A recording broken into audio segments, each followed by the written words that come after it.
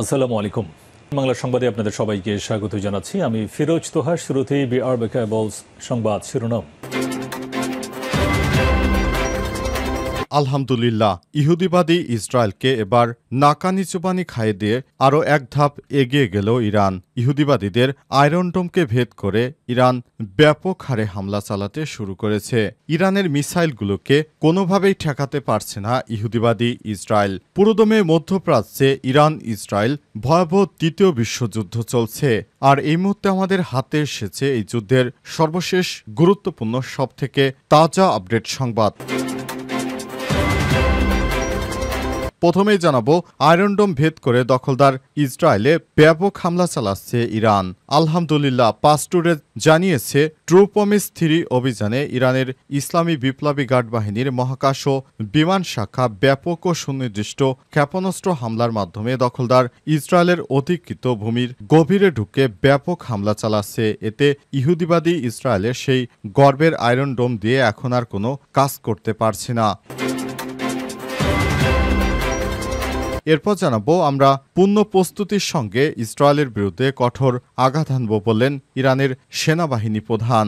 Islamic প্রজাতন্ত্র ইরানের সেনাবাহিনীর সর্বাধিনায়ক বলছেন, ইসরায়েলের নৃশংস ও ভয়াবহ আগ্রাসনের প্রথম দিন থেকে এখন পর্যন্ত সেনাবাহিনীর সৈন্যরা ইরানের পবিত্র ভূখণ্ড রক্ষার জন্য প্রচেষ্টা চালিয়েছে। তিনি বলেন, আমরা এমনভাবে আঘাত হানব ইহুদিবাদীরা টের পাবে ইরান কি জিনিস। এদিকে পাকিস্তানের প্রতিরক্ষা মন্ত্রী বলেন, আমরা সব দিক দিয়ে ইরানের পাশে আছি। এই বিপদ সকল ইসলামী দেশগুলোকে হুমকির মুখে ফেলেছে। পাকিস্তানের প্রতিরক্ষা মন্ত্রী খাজা মোহাম্মদ আসিফ আজ ইসরায়েলি সরকারের নৃশংস কর্মকাণ্ডের নিন্দা জানিয়েছেন। ইরান কেবল প্রতিবেশী নয়, পাকিস্তানের সঙ্গে গভীর সম্পর্কযুক্ত একটি ভ্রাতৃপ্রতিম দেশ এবং আমরা ইরানের সঙ্গে আছি বলে জানিয়েছেন পাকিস্তানের প্রতিরক্ষা মন্ত্রী। এবারে জানাবো, ইরানের উপর ইসরায়েলি হামলা কৌশলগত ভুল। ইরান এই যুদ্ধে জিতবে বললেন রুশ বিশ্লেষক। পাস্টুডে জানিয়েছে, রাশিয়ার বিশ্লেষক এবং রাজনৈতিক বিশেষজ্ঞ মাইস কুরবানভ বলেছেন, ইরানে হামলা চালিয়ে বড় ভুল করেছে ইহুদিবাদী ইসরায়েল। এর মধ্য দিয়ে একটি বিষয় পরিষ্কার হয়েছে, আর তা হল ইসরায়েলের অন্য সব উস্কানিমূলক পদক্ষেপ ব্যর্থ হয়েছে এবং তারা তাতে ক্লান্ত হয়ে পড়েছে। এবং সর্বশেষ জানাবো, ইরানের ফাঁসকৃত নথিতে এআইইআইএ প্রধানের সঙ্গে দখলদার ইসরায়েলের গোপন যোগাযোগের প্রমাণ পাওয়া গেছে। ইসরায়েলের গোয়েন্দা সংস্থাগুলোর বিরুদ্ধে পরিচালিত যুগান্তকারী সাইবার ও মাঠ পর্যায়ের অভিযানের গোপন নথি প্রকাশ করতে শুরু করেছে ইরান। এতে ইসরায়েলের সঙ্গে আন্তর্জাতিক আণবিক শক্তি সংস্থা আইএই এর প্রধান রাফাল গ্রোসির আওতা বহির্ভূত বিষয়ে যোগাযোগের প্রমাণ পেয়েছে ইরান। ইরানকে আনুষ্ঠানিকভাবে এনপিটি ভঙ্গের দায়ে অভিযুক্ত করার কয়েক ঘন্টার মধ্যে এই ডকুমেন্টারি প্রকাশ করেছে। ইহুদিবাদী ইসরায়েলের গুরুত্বপূর্ণ নথি ফাঁস করে দিল ইরান। প্রিয় দর্শক, এতক্ষণ শুনছিলেন সংবাদ শিরোনাম, এবারে বিস্তারিত। তবে তার আগে বন্ধুরা, অনুরোধ থাকবে এই সংবাদটিতে একটি লাইক দিন। এই চ্যানেলে আপনি নতুন হয়ে থাকলে আমাদের সংবাদটি দেখতে দেখতে চ্যানেলটি সাবস্ক্রাইব করে রাখুন। কমেন্ট করে বন্ধুরা আপনার মূল্যবান মতামত জানিয়ে দিন আপনি বিশ্বের কোন দেশ থেকে বা বাংলাদেশের কোন স্থান থেকে আমাদের সংবাদটি দেখছেন এবং শুনছেন। আর বন্ধুরা, ইরান ইসরায়েল যুদ্ধে আপনি কোন দেশকে সমর্থন করেন কমেন্ট করে জানিয়ে দিন। সংবাদটি আপনার সোশ্যাল মিডিয়া ফেসবুকে শেয়ার করে দিন। এবারে বিস্তারিত। ইসরায়েলের আয়রন ডোম ভেদ করে আঘাত হানছে ইরানের ক্ষেপণাস্ত্র।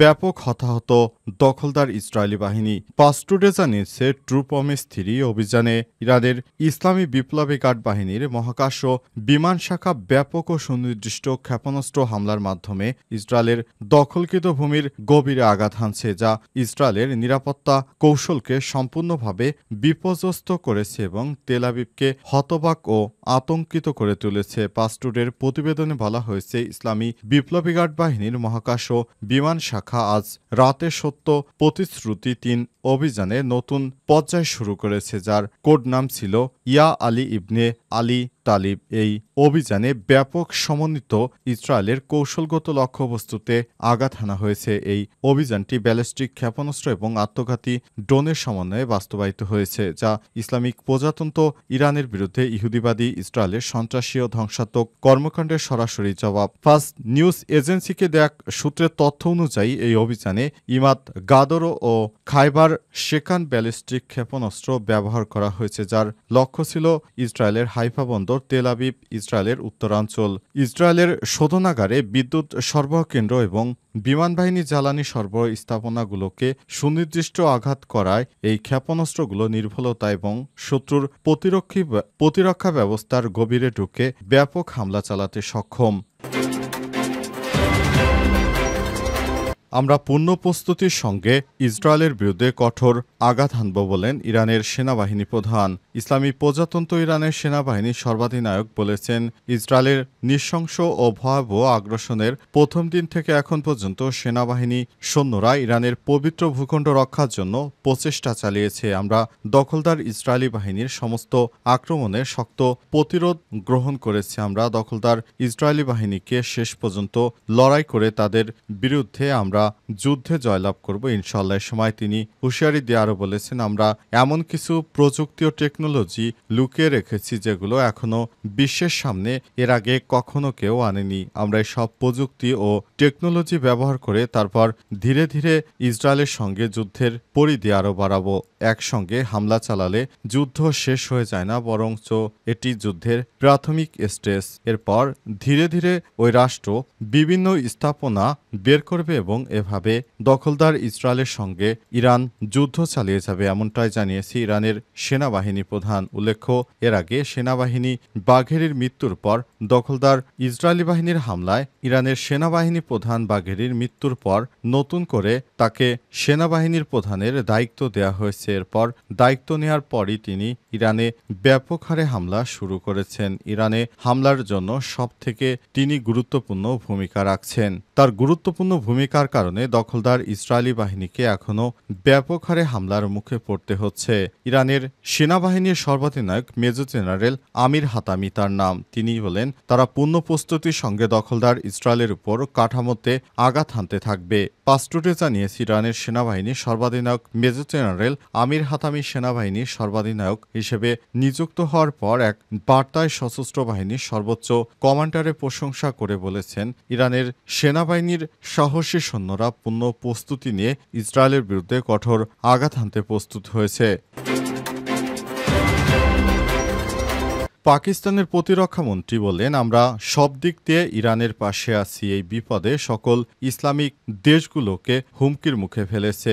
পাকিস্তানের প্রতিরক্ষামন্ত্রী খাজা আসিফ বলেছেন, আমরা ইহুদিবাদী ইসরায়েলের বিরুদ্ধে একসঙ্গে লড়াই করে বাঁচতে চাই। লড়াই ছাড়া আমাদের আর বাঁচা সম্ভব নয়, কারণ ইহুদিবাদী ইসরায়েলিরা যেভাবে আমাদের উপর হামলা চালাতে শুরু করেছে, আমরা কোনোভাবেই আর আগের অবস্থানের মতো ভালো থাকতে পারবো না। তাই একত্রে আমরা সমস্ত রাষ্ট্রগুলি এই হামলার মোকাবিলা করব।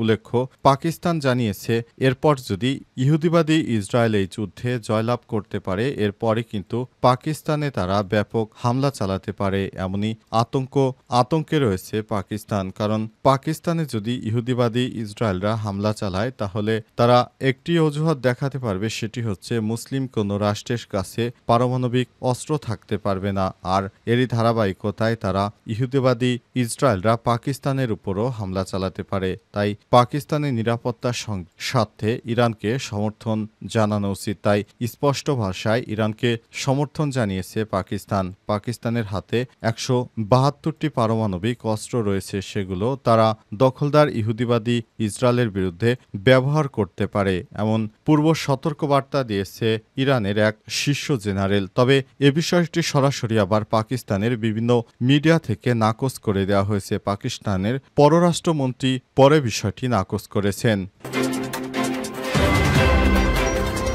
ইরানের ফাঁসকৃত নথিতে আইএই এর প্রধানের সঙ্গে ইসরায়েলের গোপন যোগাযোগের বিষয় ফাঁস করল ইরান। ইসরায়েলের গোয়েন্দা সংস্থাগুলোর বিরুদ্ধে পরিচালিত যুগান্তকারী সাইবার ও মাঠ পর্যায়ের অভিযানের গোপন নথি প্রকাশ করতে শুরু করেছে ইরান। এতে ইসরায়েলের সঙ্গে আন্তর্জাতিক আণবিক শক্তি সংস্থা আইএই এর প্রধান রাফাল গ্রোসির আওতা বহির্ভূত বিষয়ে যোগাযোগের প্রমাণ পাওয়া গেছে। ইরানকে আনুষ্ঠানিকভাবে এনটিপি ভঙ্গের দায়ে অভিযুক্ত করার মাত্র কয়েক ঘন্টার মধ্যে ডকুমেন্ট প্রকাশ করতে শুরু করল ইরান। ফাস্ট নিউজ এ প্রকাশিত ছবিতে ইসরায়েলের পক্ষ থেকে আন্তর্জাতিক সংস্থার সঙ্গে যোগাযোগের কয়েকটি গুরুত্বপূর্ণ নথির কপি দেখা যাচ্ছে, যার মধ্যে রয়েছে কিছু হিব্রু ও ইংরেজি ভাষার ইমেইল আদান প্রদান, একটি ওয়েবিনার পোস্টার এবং আন্তর্জাতিক আণবিক শক্তি সংস্থার মহাসচিব রাফাল গ্রোসিকে পাঠানো কূটনৈতিক চিঠিও রয়েছে। বেশ কয়েকটি হিব্রু ভাষার ইমেইলে দেখা যাচ্ছে যে ইসরায়েলি একাডেমিক ও কূটনৈতিক মহল আন্তর্জাতিক সংস্থার, বিশেষ করে আইএই এর ও বিভিন্ন বিশ্ববিদ্যালয়ের সঙ্গে ঘনিষ্ঠভাবে যোগাযোগ রেখে চলেছে। একজন ইসরায়েলি গবেষক বা প্রতিনিধির নাম মারেব জাকি ওডোস ও ইলি রেইনিং এর উল্লেখ রয়েছে, যারা ওয়াশিংটন ইউনিভার্সিটি এবং ইসরায়েল ইনস্টিটিউটের সঙ্গে যুক্ত। তারা ইরান ও ইসরায়েলের পারমাণবিক শক্তি বিষয়ক আলোচনার জন্য আন্তর্জাতিক ও ওয়েবিনার গবেষণামূলক কার্যক্রমে যুক্ত ছিলেন। তাদেরও ফাঁস করা হয়েছে। ওয়েবিনারের সহযোগিতা প্রসঙ্গ: একটি ওয়েবিনারের পোস্টার আছে যেখানে ইরান ও ইসরায়েলের পারমাণবিক শক্তি নিয়ে আলোচনার করার কথা বলা হয়েছে। শিরোনামে nuclear energy in middle east ইত্যাদি লেখা আছে। আইএ বরাবর পাঠানো ইসরায়েলের চিঠি: ইসরায়েলি আইএই মহাসচিব রাফাল গ্রোসিকে একটি চিঠি পাঠিয়েছে, যাতে পারমাণবিক নিরাপত্তা, ইরানের কার্যক্রম এবং আর্জেন্টিনার প্রতিনিধিদের মাধ্যমে কূটনৈতিক যোগাযোগ উল্লেখ রয়েছে। চিঠিতে পারমাণবিক সক্ষমতা এবং অঞ্চলভিত্তিক চ্যালেঞ্জ তুলে ধরেছে এবং ইসরায়েলের পক্ষ থেকে কিছু দাবি ও উদ্বেগ জানানো হয়েছে। একটি ইমেইলে হিব্রু ভাষায় লেখা আছে, পারমাণবিক চুক্তি জেপিসিওয়ে থেকে মার্কিন যুক্তরাষ্ট্রের সঙ্গে আসা এবং ইরানের তৈরির চেষ্টা করছে এবং কোনো চুক্তিকেই ইরানকে পারমাণবিক অস্ত্র তৈরি থেকে বিরত রাখতে পারবে না। এখানে আঞ্চলিক নিরাপত্তার উপর এর সম্ভাব্য প্রভাব নিয়ে আলোচনা করা হয়েছে। এ কারণে আইএই এর সঙ্গে ইহুদিবাদীদের গোপন সম্পর্ক রয়েছে, যা আইএই এর সঙ্গে যায় না। তারপরও তারা এই ধরনের সম্পর্ক রেখেছে। পুরো ইসরায়েলি বাহিনীর সঙ্গে সম্পর্ক রেখে ইরানের বিরুদ্ধে এবার খেপেছে তারা। এ কারণে ইরানকে শায়েস্তা করছে আইএই এবং পুরো পশ্চিমারা, যেটি তাদের কর্তৃত্বের বহির্ভূত কর্মকাণ্ড।